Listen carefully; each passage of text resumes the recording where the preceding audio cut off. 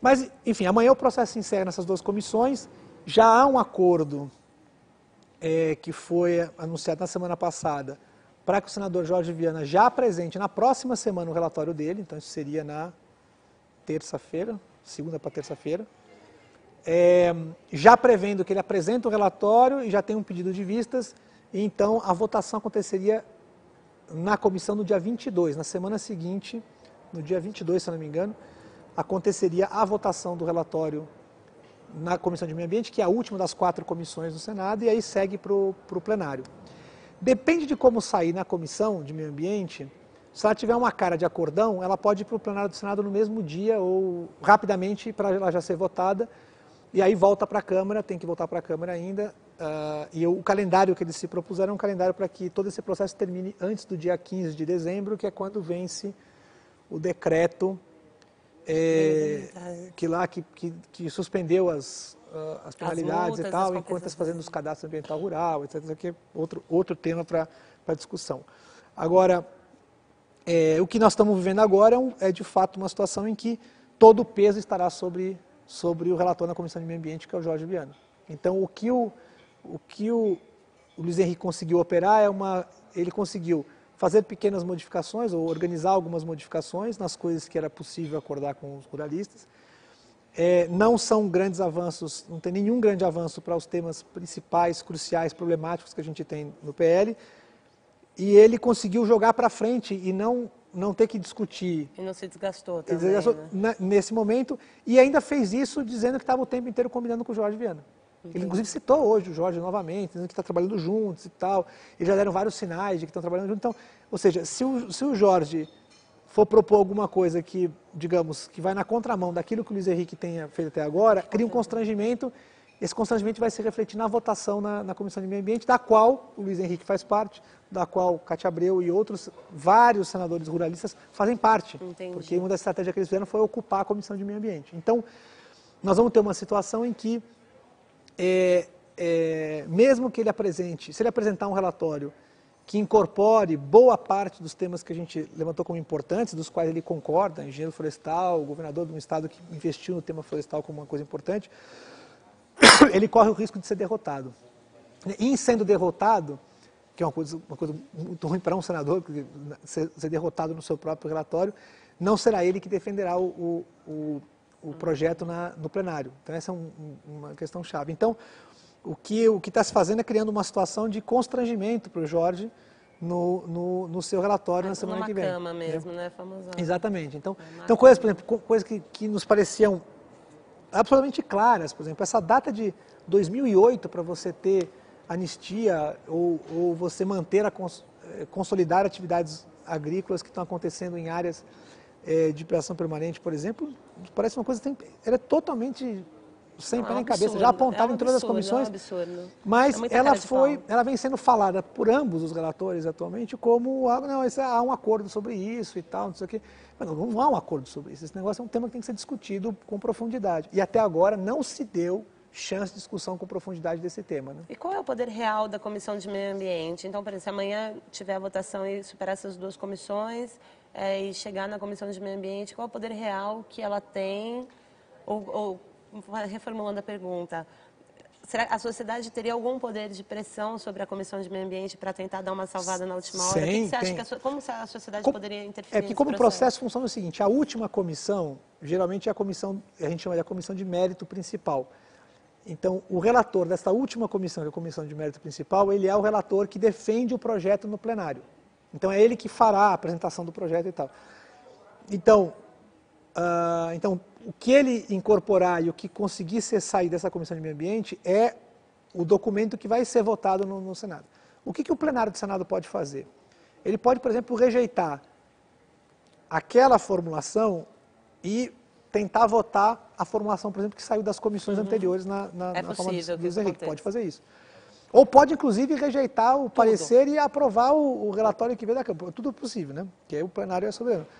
Mas o fato de você ter o projeto aprovado na Comissão de Meio Ambiente, que é de mérito principal, ele cria um constrangimento enorme de você não aceitar o relatório que foi aprovado naquela Comissão de Mérito principal em enfim, na plenária, para outra. Então, o que sair da Comissão de Meio Ambiente é absolutamente fundamental. E é por isso que a gente acha que a briga lá vai ser uma briga muito mais dura.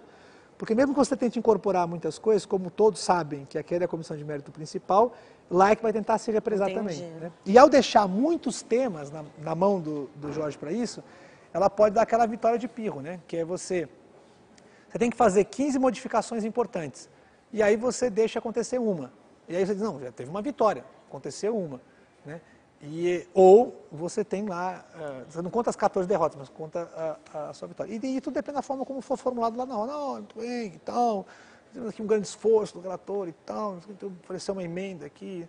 Então a tendência é que também pode acontecer, né, que é o Jorge apresenta um relatório com todas as modificações que a gente acha que são importantes, o que a sociedade tem demandado bastante, ele é uma pessoa que escuta, ele apresenta isso no relatório.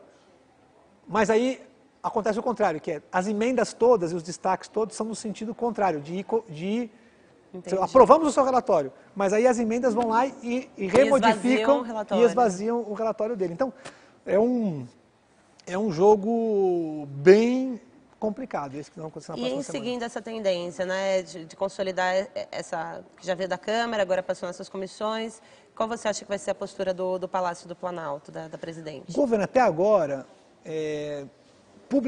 tem operado muito pouco publicamente. Então a gente pouco pode dizer do que é o posicionamento do governo agora. A única coisa que a gente tem pública até agora é o posicionamento daqueles 13 pontos, que nem eram tão públicos assim, porque não foram anunciados como 13 pontos, mas foram ditos esses 13 pontos que tratam uma série de aspectos quando o projeto saiu da Câmara, mas ele não foi atualizado com esses pontos durante essas semanas que o projeto está tramitando nos meses que o projeto está tramitando no Senado. Agora, o que o governo tem feito é, em tese, operando basicamente nas conversas diretas com os senadores e tal. Mas a gente tem visto pouca proatividade do governo em temas que são absolutamente cruciais. Por exemplo, a gente teve fiz assim, deve ter dado um som assim, mexer o microfone. Eu já bati meu cabelo aqui várias vezes. Então a gente teve uma audiência há 2 ou 3 semanas atrás, tivemos uma audiência com o senador Luiz Henrique e o senador Jorge Viana, na reunião do movimento, em Brasília, que foi na CNBB, todo mundo lá, o AB, CNBB, enfim, o SOS Florestas e todos. E nessa conversa, nós levantamos até quem levantou foi o Raul, do ISA como porta-voz do grupo, levantou a questão da data, do 2008, não faz sentido. Deveria ser pelo menos 2001, que foi a última alteração do Código Florestal, e para ser mais preciso, deveria ser 89, que foi quando teve a última alteração de área de pressão permanente. Mas enfim, podia ser até 2001. Mas que deveria ser alguma data que tenha alguma lógica, que é a lógica de que foi quando teve a última alteração. Em 2008 não teve alteração nenhuma de legislação, a única coisa que teve um decreto que regulamentava como é que você cobrava que o código fosse cumprido, nada mais que isso. Como diria o Mink, né, o cumpra-se. Né, então, o que aconteceu ali foi que aí, nesse momento, o senador Luiz Henrique, ele diz assim, não, mas aí nesse ponto não dá para mudar porque há um acordo, esse 2008 tem uma data, né, há um acordo com o governo, com todo mundo de que vai ser esse 2008. Aí estava lá o representante do Ministério, né, lá do Meio Ambiente na reunião, e eu, como assim, tem acordo sobre esse 2008? O Ministério é a favor do 2008? E aí foi dito que essa era a posição, que havia ali um acordo tácito de que isso seria mantido, etc. E quando a gente... Quer dizer, pelo menos o Ministério do Meio Ambiente não pode ter essa posição. O Ministério do Meio Ambiente tem que defender claramente esse interesse. Ele pode até dizer que, enfim, que a posição do governo está sendo construída algo parecido, mas dizer que o governo, já de antemão, está apoiando que seja 2008, parece um contrassenso, porque, imagina, nós vamos... Então, se for para votação a emenda do senador Aloysio Nunes, que propõe que a data seja mudada para 2001, o governo vai votar contra? Seria um negócio completamente sem pé nem cabeça, né? Por todos os motivos de governança, porque é um péssimo sinal para qualquer setor da economia, porque você vai dizer que De legalidade, de legalidade. de tudo, né? Pode ser ilegal, porque uma hora qualquer vai sair uma anistia para resolver o seu problema. Né? Então, mas essa é uma pergunta interessante, porque o governo, eu acho que ele tem um discurso, às vezes, fica muito ambíguo, porque ao mesmo tempo que prega a legalidade, e por um lado, não, estamos fazendo porque não se cumpre a lei, então queremos tornar a lei mais factível de ser cumprida, né? Ouvir um pouco esse discurso, e ao mesmo tempo está anistiando e trata quem está protestando ou quem está se manifestando como criminoso. Eu acho que me mostra assim, que o governo, em vários aspectos, não só nesse do Código Florestal, não está muito pronto, e não só aqui no Brasil, nessas manifestações de rua que a gente tem visto, que eu gostaria de ver mais gente na rua para debater essa questão, pressionando por um debate mais amplo e realista sobre o Código Florestal. Fico chocada que no Chile tem 1 milhão de pessoas na rua para falar de educação pública, e aqui a gente discutindo o destino do nosso maior patrimônio público, que são as florestas e a água que tem aqui nesse país, e ninguém sai à rua e não se mobiliza, a sociedade não consegue entender, talvez, a profundidade e a urgência, a importância dessa questão. A minha pergunta é a seguinte: se a coisa for resolvida no Senado este ano, a gente acha que o Executivo também, porque aí a Dilma tem que vetar ou ratificar, né? Aconteceria também em 2011, a tendência é que vá para 2012, na véspera da Rio+20? Não, porque quando você aprova, você tem um mês para, quer dizer, volta para a Câmara, se a Câmara, enfim, o texto que ela aprovar na Câmara no retorno, quando ele é aprovado no Congresso, você tem um mês para fazer tem exatamente 30 dias para que o presidente faça a sua mensagem de veto ou de consolidação do projeto como está. Então, isso aconteceria no máximo no comecinho de janeiro. Quer dizer, vai acontecer em algum momento entre final de dezembro e começo de janeiro, porque é o prazo que ele tem para fazer isso. Entendi. Né? E certamente será uma tremenda dor de cabeça, porque há os compromissos da presidenta durante a campanha com relação à questão da não anistia aos desmatadores e não aprovar nada que pudesse aumentar o desmatamento. E no formato como está hoje o projeto, ele faz as duas coisas. Exatamente. Né? Então vai pesar muito. Por isso que a posição do governo agora é muito importante, porque quando o governo ele dá sinais de que tudo bem, faz umas pequenas modificações no Senado e está bom, e a gente pode dizer que o projeto já não é o mesmo projeto que veio da Câmara, ele está criando um problema, né? Porque a hora que esse negócio for para a mão da presidenta, ela será pressionada e será cobrada do compromisso que foi feito anterior. Então, agora tinha que ter uma posição muito clara do governo em relação a isso. Agora, você pode entender também que é uma tática, que a tática então operar de uma forma menos direta e tal, por conta do confronto que houve na Câmara, que foi muito negativo e tal. Pode ser. Acho que é um jogo muito arriscado. Porque o que a gente está vendo, comissão por comissão, é que a gente está repetindo o mesmo processo que aconteceu na Câmara. Onde você foi deixando. Quando chegou no final, não tinha mais o que deixar e ainda botaram mais coisa dentro. A bucha era grande demais. Mais vulgo na sala, né? Nós temos para onde nós vamos agora? Ah, tá.